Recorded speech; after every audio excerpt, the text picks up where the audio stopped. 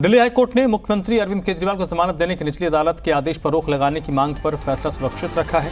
High court ने कहा कि अगले 2-3 दिन में हम आदेश सुनाएंगे, तब तक निचली अदालत की जमानत का आदेश प्रभावी नहीं होगा। ऐसे में फिलहाल मुख्यमंत्री केजरीवाल जेल से बाहर नहीं आ पाएंगे, उन्हें हाईकोर्ट के फैसले का इंतजार करना होगा। केजरीवाल की तरफ से अभिषेक मनु सिंघवी ने कोर्ट में दलील दी थी कि ईडी राजनीतिक द्वेष और पक्षपात की भावना से काम कर रही है। केजरीवाल का बेल ऑर्डर स्टेड है, मंडे तक रिटर्न सबमिशन देने को कहा है 2-3 पेज का, उसके बाद ऑर्डर आएगा। सर, ये ऑर्डर जो रिजर्व हुआ है आपकी एप्लीकेशन जो स्टे के लिए थी उसके ऊपर रिजर्व हुआ है? यस, मेन कैंसिलेशन वाली पेंडिंग है। नोटिस इशू हो गया है, नोटिस इशू हाँ हो गया। तो सर मटेरियल जो है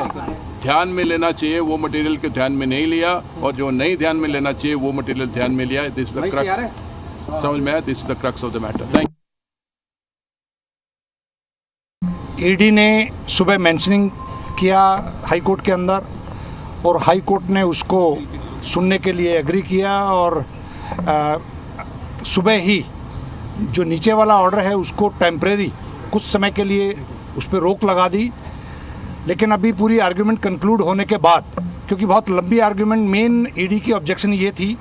कि नीचे ईडी स्पेशल कोर्ट ने उनको पूरी तरीके से नहीं सुना,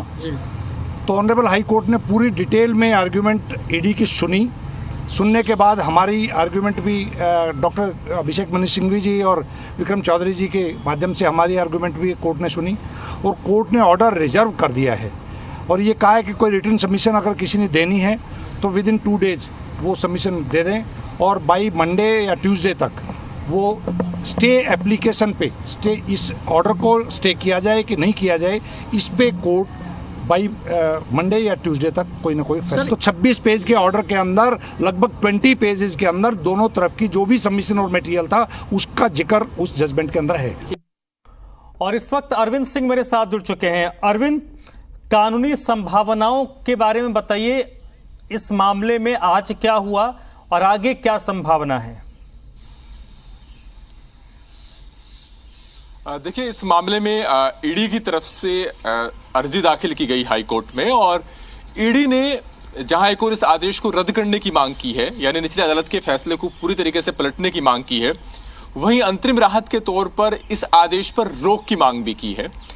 और आज जो कोर्ट में बहस हुई वो इस आदेश पर रोक को लेकर के हुई, और ईडी की तरफ से जो सबसे महत्वपूर्ण दलील रही वो उनका ये कहना था कि हमें अपनी बात रखने का पूरी तरीके से मौका नहीं दिया गया है निचली अदालत में। Prevention of money laundering act का जो सेक्शन 45 है उसके तहत जमानत की दोहरी शर्तों का प्रावधान है, और उसके तहत कोर्ट को जमानत देने से पहले जो पब्लिक प्रोसिक्यूटर हैं उनको अपनी बात रखने का पूरा मौका देना होता है,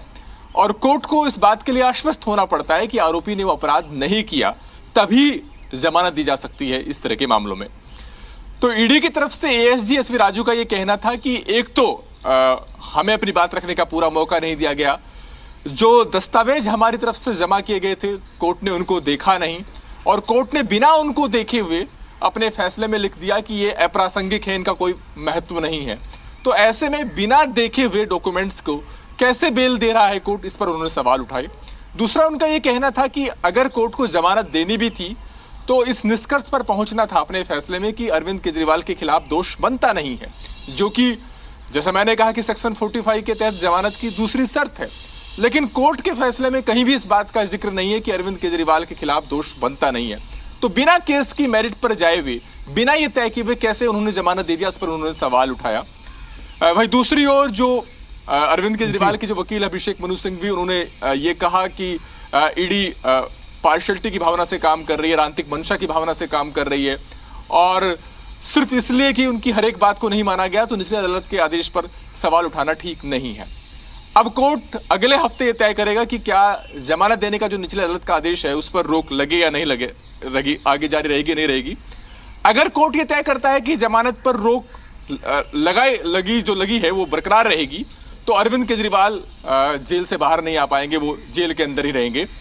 अगर कोर्ट ये तय करता है कि अरविंद केजरीवाल की जमानत के आदेश पर रोक नहीं लगा रहा है वो आगे आने वाले दिनों में, तो ऐसी सूरत में अरविंद केजरीवाल तो जेल से बाहर आ जाएंगे, लेकिन जो निचली अदालत के आदेश के खिलाफ जो ईडी की मूल अर्जी है जिसमें वो रद्द करने की मांग कर रहे हैं, उसको लेकर के हाईकोर्ट में फिर सुनवाई होगी। आज की अगर हम बात करें अरविंद, तो आज के इस फैसले को हम किस तरीके से लें? ईडी के क्योंकि अभी 2 से 3 दिन तक इस मामले को लेकर कोर्ट ने फैसला सुरक्षित रखा है, लेकिन ईडी के लिए तो ये बड़ी बात थी कि कल session court Rouse Avenue court ने फैसला दिया, आज ईडी ने उसको चैलेंज किया और कोर्ट ने उसको एक्सेप्ट भी कर लिया। और आज जो अरविंद केजरीवाल अगर इस पर कोर्ट ने अगर एक्सेप्ट नहीं किया होता तो शायद अरविंद केजरीवाल अभी तक बाहर आ गए होते। तो अरविंद केजरीवाल के नजरिए से, उनके पक्ष के हिसाब से हम कह सकते हैं कि आज का दिन उनके लिए ठीक नहीं था। बिल्कुल,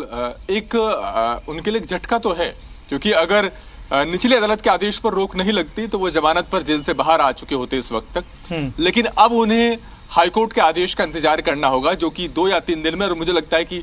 शायद सोमवार को ही हाईकोर्ट इस मामले पर आदेश सुना देगा, या हो सकता है कि 1-2 दिन का और वक्त लग जाए, लेकिन अगले हफ्ते में आदेश आएगा और तब तक उनको इंतजार करना होगा। अगर हाईकोर्ट रोक को हटा देता है